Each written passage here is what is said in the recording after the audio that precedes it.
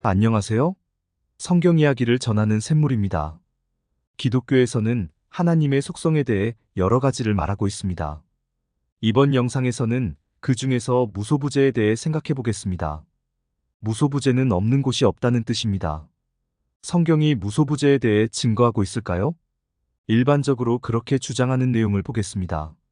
내가 주의 영을 떠나 어디로 가며 주의 앞에서 어디로 피하리이까? 내가 하늘에 올라갈지라도 거기 계시며 스올에 내 자리를 펼지라도 거기 계시니이다. 내가 새벽 날개를 치며 바다 끝에 가서 거주할지라도 거기서도 주의 손이 나를 인도하시며 주의 오른손이 나를 붙드시리이다. 이 내용을 문자적으로만 보면 하나님께서 어디에나 계시는 것으로 생각됩니다. 그런데 이 시가 말하고자 하는 바는 그런 의미가 아닙니다. 먼저 이 시를 쓴 존재가 예수님임을 아시기 바랍니다. 이 시는 다윗의 시로 알려져 있습니다만 그 내용은 예수님께서 말씀하고 있는 것입니다. 그 근거를 말씀드리겠습니다. 내 형질이 이루어지기 전에 주의 눈이 보셨으며 나를 위하여 정한 날이 하루도 되기 전에 주의 책에 다 기록이 되었나이다. 여기서 이 시의 저자는 자신을 위한 예정이 성경에 다 기록되었다고 말하고 있습니다. 다윗에 대해 예언된 기록이 성경에 있나요? 없습니다. 다윗은 이런 말을 할 수 있는 입장이 아닙니다. 그러나 예수님에 대한 예언은 구약 성경에 100가지가 넘습니다. 그러므로 이 시의 저자는 예수님입니다. 예수님께서 다윗의 손을 빌어서 그 말을 하고 있는 것입니다. 또 다른 구절을 보겠습니다. 하나님이여, 주의 생각이 내게 어찌 그리 보배로우신지요. 그 수가 어찌 그리 많은지요. 내가 세려고 할지라도 그 수가 모래보다 많도소이다. 내가 깰 때에도 여전히 주와 함께 있나이다. 이 말씀에서 내가 깰 때라는 것은 예수님의 부활을 말씀하는 것입니다. 다윗이 죽었을 때 하나님과 함께 있었을까요? 아닙니다. 구약 시대에는 죽어서 하나님께 간 사람이 아무도 없습니다.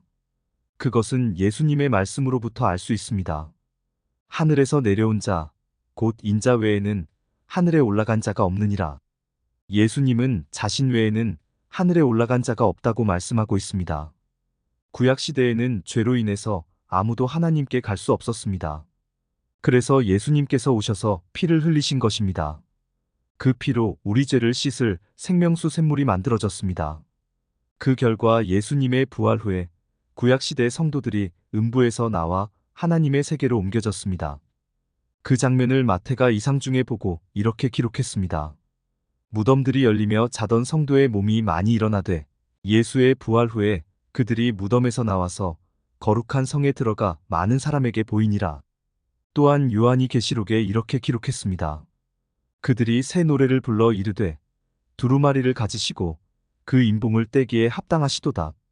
일찍이 죽임을 당하사 각 족속과 방언과 백성과 나라 가운데에서 사람들을 피로 사서 하나님께 드리시고 예수님께서 피로 사서 하나님께 드리신 자들은 하늘 군병들로 그 안에 구약시대 성도들도 들어있는 것입니다.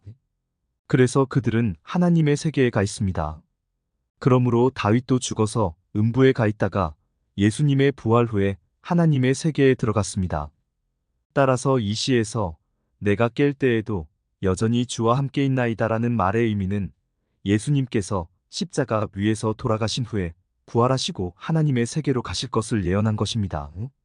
따라서 이 시는 예수님께서 쓰신 것입니다.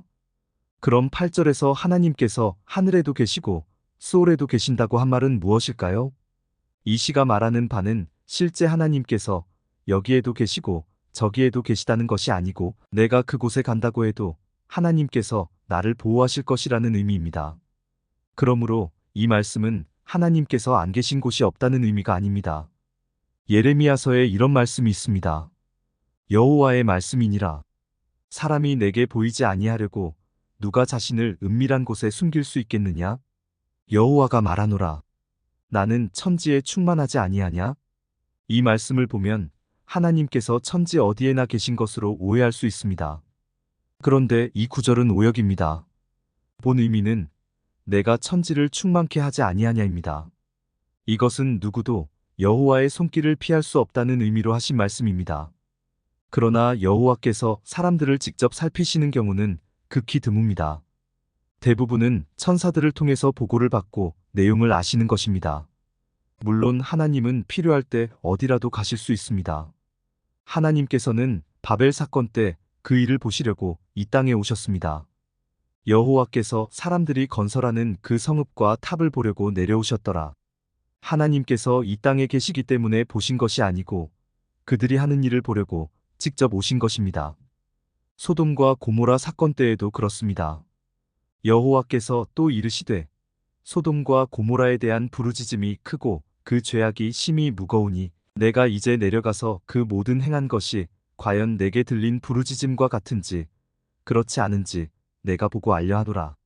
이렇게 하나님께서는 필요할 때 직접 오시기도 하는 것입니다. 하나님께서 오시기도 전에 이곳에 계신 것이 아닙니다.